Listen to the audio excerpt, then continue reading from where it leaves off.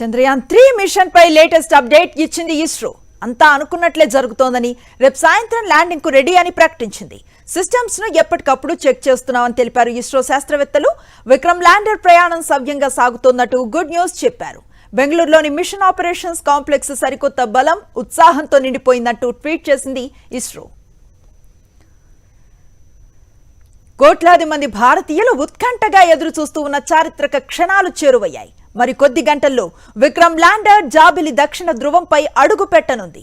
July 14న శ్రీహరికోటలోని SHAR నుంచి రోదసిలోకి దూసుకు వెళ్లిన చంద్రయాన్-3 బుధవారం సాయంత్రం 6:04 చంద్రుడిపై సాఫ్ట్ ల్యాండింగ్ చేయనుంది. ఈ క్రమంలోనే 40 రోజుల చంద్రయాన్-3 ప్రయాణాన్ని 60 సెకండ్స్లో చూపిస్తూ ఓ వీడియోను రిలీజ్ చేసింది ప్రెస్ ఇన్ఫర్మేషన్ బ్యూరో PIB.